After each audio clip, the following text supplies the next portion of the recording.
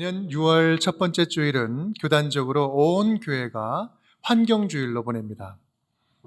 온 교회들이 환경에 관한 문제를 심각하게 여기고 함께 말씀을 나누는 이유는 이 환경 문제가 사회 문제이기 이전에 신앙의 문제요, 영적인 문제이기 때문에 그렇습니다.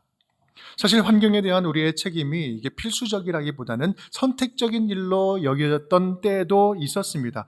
하지만 우리 모두가 인정하듯이 오늘날의 환경 문제는 더는 미룰 수 없는 아주 시급하고도 심각한 필수적인 과제가 되었습니다.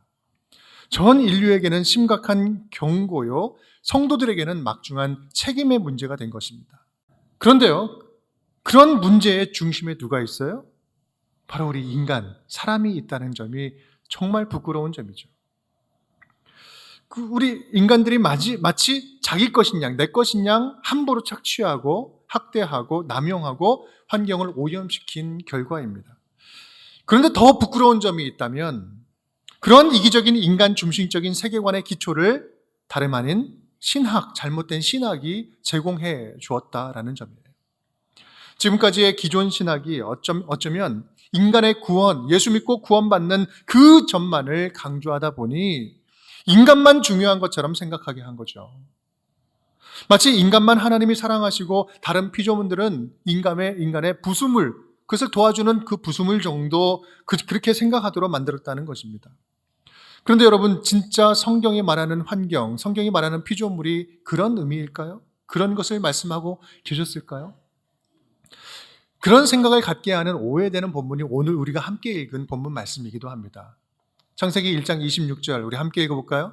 하나님이 이르시되 우리의 형상을 따라 우리의 모양대로 우리가 사람을 만들고 그들로 바다의 물고기와 하늘의 새와 가축과 온 땅에 기는 모든 것을 다스리게 하자 하시고, 우리 태초를 창조하시고 사람을 지으실 때 성삼위 하나님께서 태초에 지금 만물을 지으시고 사람을 지으시면서 이들에게 다스리게 하자라고 이야기하고 있습니다. 이 땅을 인간들로 하여금 통치하게 하자, 이런 말인데, 그런데 여러분, 이 말이 지금 인간이 제일 중요하고 다른 피조물들은 인간을 위한 부수적인 존재들이니 마음대로 하도록 내버려 두자라는 이 말씀을 하는 걸까요? 하나님의 구원하심이 인간들에게만 해당되는 일일까요? 아니요, 성경은 그렇게 이야기하고 있지 않습니다. 하나님은요, 모든 만물을 지으실 때마다 매일매일 감탄하셨어요.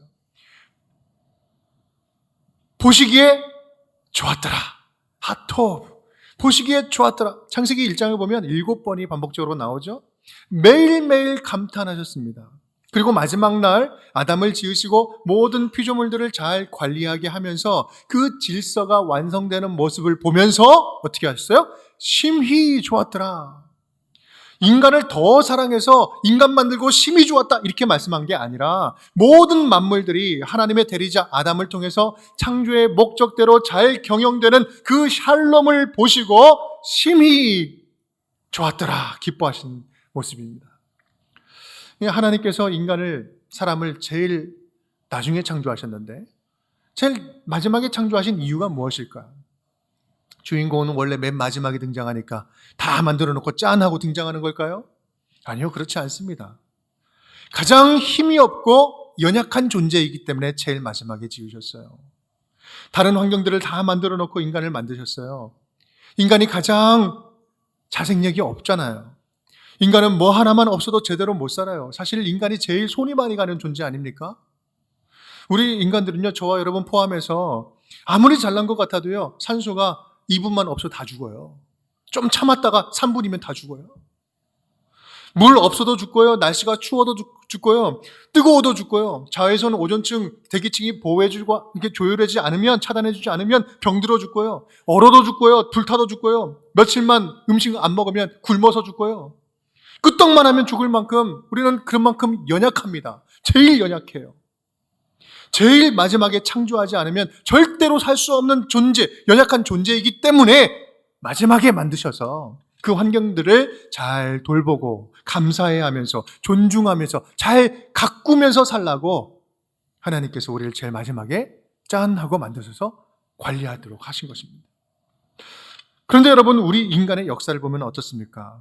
너무 교만했던 거죠. 교만한 거죠. 마치 우리 인간, 자기가 제일 소중한 존재인 것처럼 주변의 환경을 마음껏 파괴하고 마치 모든 피조물 중에서 제일 잘난 존재인 것처럼 환경을 존중하지 않고 살아왔습니다. 여러분, 그러한 인간의 역사는 지금 저와 여러분의 습관 안에도 고스란히 남겨져 있는 것이죠.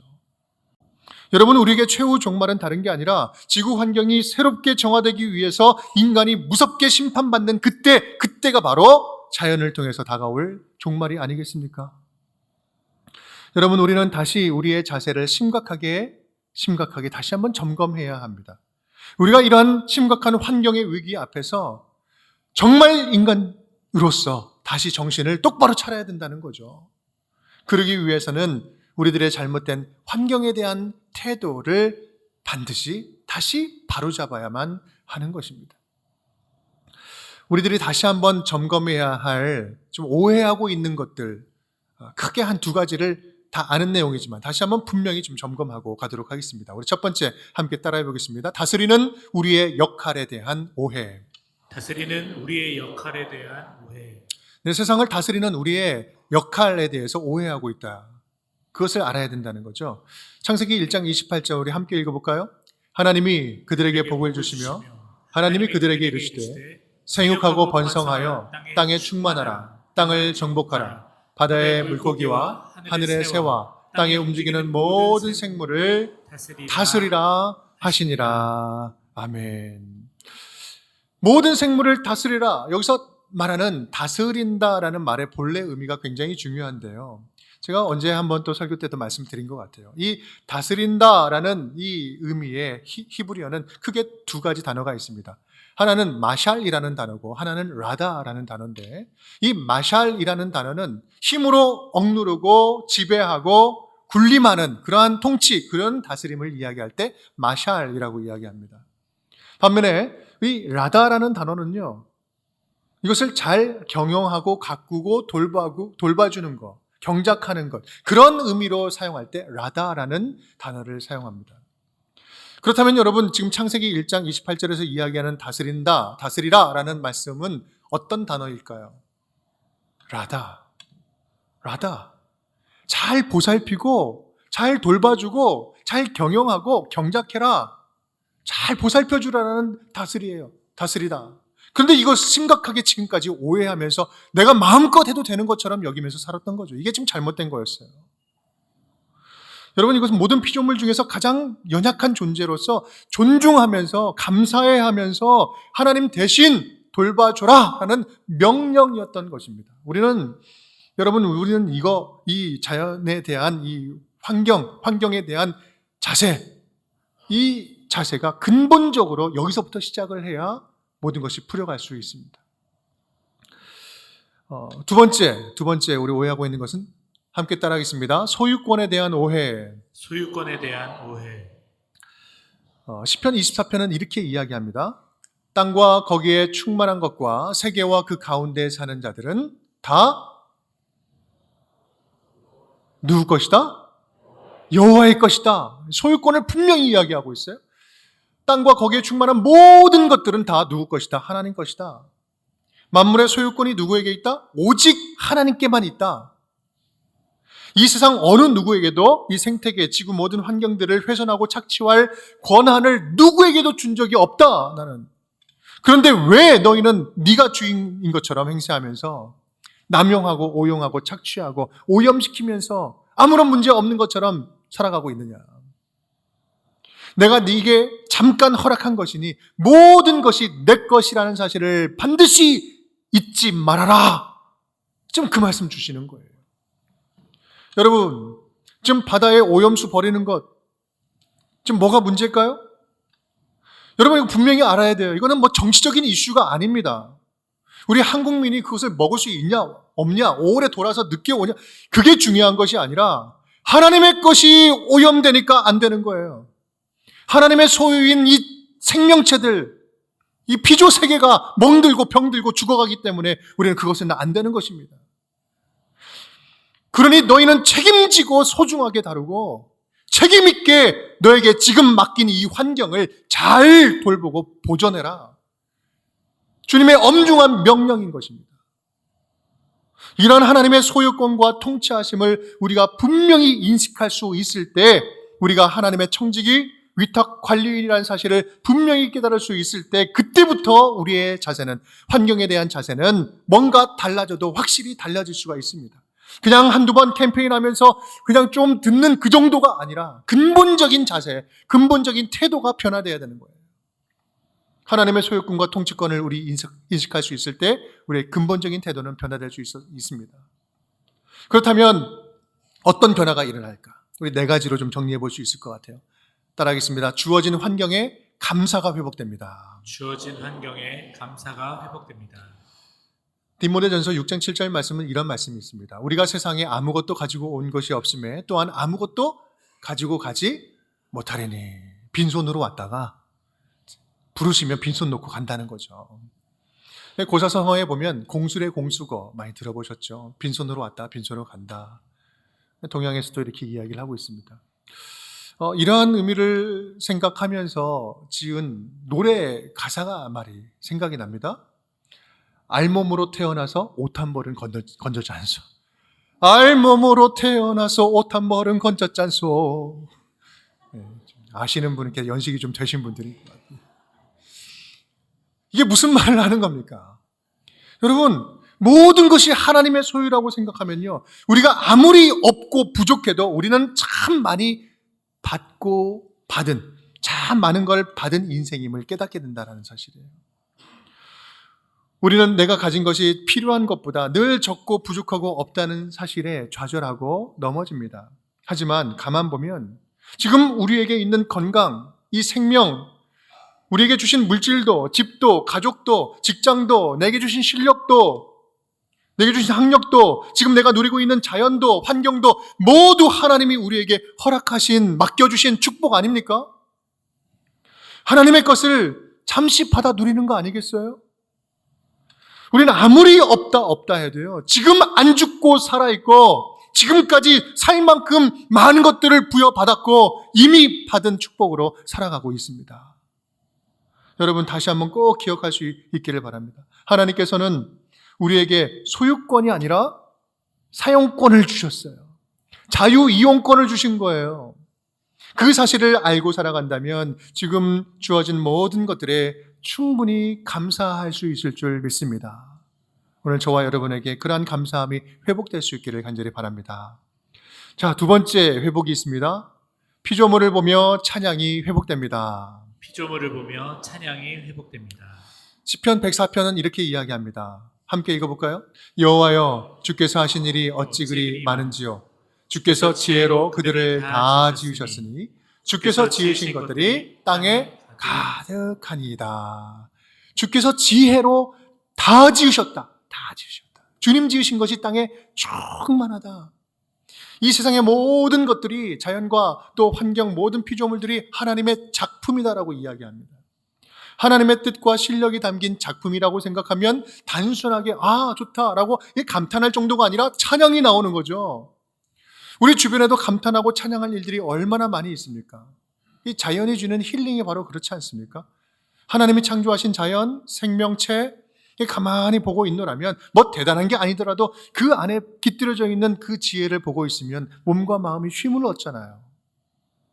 그래서 하나님의 작품을 작품답게 지켜내는 일이 억지가 아니라 자연스러운 일이 되는 거예요. 하나님의 작품임을 알게 되면요. 그래서 자연스럽게 세 번째로 이어집니다. 세 번째 회복이 일어나요. 피조물에 대한 존중감이 회복됩니다. 피조물에 대한 존중감이 회복됩니다. 피조물에 대한 존중이라는 것은 우리가 흔히 말하는 공존, 공생의 가치를 말합니다. 공존과 공생은 어쩌면 이 동양적인 사고에서 더 진지하게 받아들이고 있죠. 여러분, 환경을 보존하고 회복하는 것은 단순한 환경운동, 캠페인 슬로건이 아니라 하나님의 소유물에 대하여 우리가 얼마나 존중하고 살아가고 있는지 이 자세의 회복을 말하고 있는 것입니다. 자, 네 번째. 피조물에 대한 책임감이 회복됩니다. 피조물에 대한 책임감이 회복됩니다. 존중감이 회복되면 그때부터는 책임감이 생기는 거죠. 세상을 향한 하나님의 마음을 제대로 알게 되면 책임감을 갖지 않을 수 없게 된다는 거예요. 하나님의 작품들이 심각하게 훼손되고 마구 훼손되어가는 그런 상황과 과정이 너무나도 고통스러워서 적극적으로 돌보는 일에 참여하지 않을 수 없게 된다는 거예요. 사실 우리 주변의 모든 환경들, 지금 병들어가고 신음하고 있는 이 피조물들, 그들은 그런 하나님의 자녀들의 손길에 돌봄, 그 자녀들의 손길을 간절하게 기다리고 고대하고 있다라고 성경은 말씀하고 계십니다. 로마서 8장 19절 21절 함께 읽겠습니다. 피조물이 고대하는 바는 하나님의 아들들이 나타나는 것이니 그 바라는 것은 피조물도 썩어짐의 종로를 탄 데서 해방되어 하나님의 자녀들의 영광의 자유에 이르는 것이니라. 아멘. 모든 피조물들도 간절하게 하나님의 아들들을 기다리고 있다, 고대하고 있다, 돌봐주기를 바라고 있다는 사실입니다. 여러분, 바로 이것이 저와 여러분이 이 환경 문제를 적극적으로 받아들여야 할 이유이자 우리가 성도로서 반드시 마땅히 감당해야 할 사명인 것입니다. 여러분, 사실 우리가 환경을 보존하고 가꾸고 회복하는 일들은 멀리 있는 어떤 거창하고 대단한 일들이 아닙니다. 매일 마주치는 우리의 일상 속 모든 것들 속에서 우리는 이 환경의 문제를 가지고 관리할 대상들이죠. 그런데 문제가 뭡니까? 환경을 보존하는 것? 이 머리로는 잘 알겠어요. 이제는 심각하다는 것도 알겠고, 이렇게 말씀 들으니까 마음으로도 동의가 충분히 되는데, 문제는 뭐예요? 실제로 손과 발로 실천하려니까 너무나 불편한 거예요. 너무 잘 안 되는 거예요. 한두 번은 어떻게 노력해서 되는데 자연스러운 습관이 되는 데는 정말 쉽지가 않은 거죠. 실천하려고 하면 왜 이렇게 자꾸 핑계거리가 생기는지. 예외 상황은 이번은 꼭 안 되겠네. 다음부터 꼭 해야지. 다음부터 잘할게요. 이렇게 자꾸 되는 거잖아요. 안 그렇습니까? 저만 그런가요? 우리 운정교회도요, 2년 전부터 우리 에코처치를 선포하고 첫 걸음마를 떼고 가고 있습니다. 2년 전에 에코처치 기획팀을 만들고 나름 열심히 가치 있는 일들을 꾸준히 열심히 해보려고 하는데요, 참 정말 쉽지가 않습니다. 결의에 찬 다짐들이 공동체적인 실천으로 이어지기까지 시간도 참 많이 걸리고요. 교회도 열심히 봉사하려고 하는데 왜 이렇게까지 불편해하면서 해야 됩니까? 라고 하는 이 곱지 않은 시선들을 이제 또 이렇게 보내주시기도 하고요. 많이 받았어요. 이미 자리 잡은 우리들의 습관의 장벽들을 넘기가 정말 생각보다 너무 힘들더라고요. 마음은 간절한데 아직 하지 못하고 있는 우리 에코처치로서의 그 실천 사항들 몇 가지가 좀 있는데요. 그 가운데 대표적으로 하나의 예를 든다면 이거예요. 잔반 줄이기. 잔반 좀 줄입시다. 이런 거죠. 음식물 쓰레기가 얼마나 큰 환경 오염의 주범인지 여러분 잘 아시죠? 여러분 이렇게 끄떡끄떡 하시는 분들 보면 지금 식당에서 여러 봉사를 많이 하신 분들일 거예요. 한 번은 제가 이제 주일 설교를 하기 때문에 그 식당에 올라가서 식사를 못할 때가 많이 있습니다. 그런데 한 번은 올라가서 잔반 나오는 거 보고 제가 깜짝 놀랐어요.